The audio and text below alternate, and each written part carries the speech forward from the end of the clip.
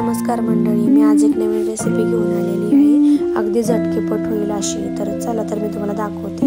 तर मी इथे 2 कप रवा घेतलेला आहे आणि 1 कप पोहे घेणार आहे आणि अर्धा कप दही घेणार आहे आणि त्याच कपाच्या प्रमाणात 2 कप मी इथे पाणी घेणार आहे. आणि आता मी हे सगळे जिन्नस एकत्र मिक्स करून एक 10 मिनिटासाठी मुरण्यासाठी बाजूला ठेवून देणार आहे. तर आता मी हे मिक्स करून घेतलेलं आहे. तर आता मी या डब्याला झाकण लावते आणि 10 मिनिटासाठी बाजूला मुरण्यासाठी आपला रवा जो आपण त्यात घातला ते फुगण्यासाठी ठेवून देते. तर एक 10 मिनिट चला तर आपण मी चटणी करायला घेते. तर मी 1 कप शेंगदाणे, एक अर्धा कप खोबरं, अर्धा कप डाळवा, 3 मिरच्या आणि आता ही चटणी मी मिक्सरमधून वाटून घेते आणि तुम्हाला दाखवते. तर मी मिक्सरमधून चटणी काढून घेतलेली आहे बारीक करून. तर आता मी इथे बॅटर 10 मिनिटात ठेवलेलं ते घेतलेलं आहे. आता आपण इडलीचं पीठ कसं वाटतो तसंच हे वाटून घ्यायचं आहे. खूप पातळही नाही, खूप घट्टही नाही, एकदम मीडियममध्ये. तर मी आता तुम्हाला हे वाटण संपूर्ण वाटून दाखवते. तर हे बघा मी ते वाटून घेतलेलं आहे. तर तुम्ही कन्सिस्टन्सी पाहू शकता त्याची. खूप घट्टही नाही आणि पातळही नाही आहे, एकदम मीडियम आहे. म्हणजे इडलीचं पीठ आहे इतकंही घट्ट नाही आहे आणि डोश्याचे जो आपण रवाचा तांदळाचा डोसा करतो इतकंही ते पातळ नाही आहे. तर मी त्याला त्यात 1 चमचा आपलं मीठ घालून घेतलेला आहे, 1 चमचा बेकिंग पावडर घेतलेली आहे आणि अर्धा चमचा मी इथे खायचा सोडा घालून घेते.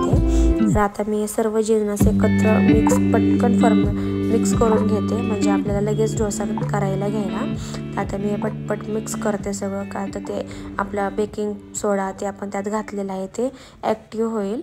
आणि आता मी इथं एक तवा ठेवते, आपल्या डोशाचा तवा ठेवते गॅसवर गरम करण्यासाठी. तिथे तवा गरम झालेला आहे. तर तुम्हाला मी डोसा करून दाखवते. तर आता मी इथं 2 चमचे डोश्याचं बॅटर घालून घेते आणि थोडंसं स्प्रेड करणार आहे, खूप जास्त करणार आहे. का तर मला इथे स्पंज डोसा बनवायचा आहे, त्यामुळे मी लेअर खूप पातळ करणार नाही. तर तुम्ही पाहू शकता की डोश्याला कशी जाळी तयार व्हायला लागलेली आहे. तर थोडासा खरपूस खालनं भाजून घ्यायचा आहे आणि लगेच पलटी वरनं थोडासा सुकला की मग पलटी करून घ्यायचा आहे. थोडासा नॉर्मलच वरनं भाजायचं, खूप भाजायचं नाही आहे. तर मग आता मी तुम्हाला दाखवते की हे बघा तुम्ही पाहू शकता वरनं कसा खरपूस झालेला आहे आणि आतल्या साईडने थोडासा लालसर केला आहे. तर मी आता एका प्लेटीमध्ये काढून घेते. तर मी तुम्हाला आता तसंच दुसरा अजून एक डोसा बनवून दाखवते.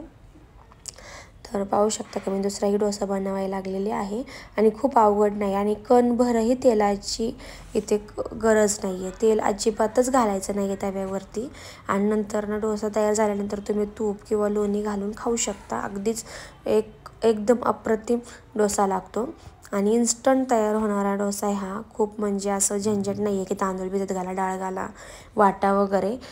एकदम 10 मिनिटातच तयार होतं. तुम्ही पाहू शकता की हा डोसा एकदम किती स्पॉन्ज आणि खूप छान झाला. ते तुम्हाला मी त्याचा तुकडाही तोडून दाखवते. अजिबात चिकट चिवी अजिबात झालेला नाही आहे, एकदम झटकीपट. आणि तुम्ही केल्यानंतर घरातल्या सगळ्यांनाही हा डोसा आवडणार आहे.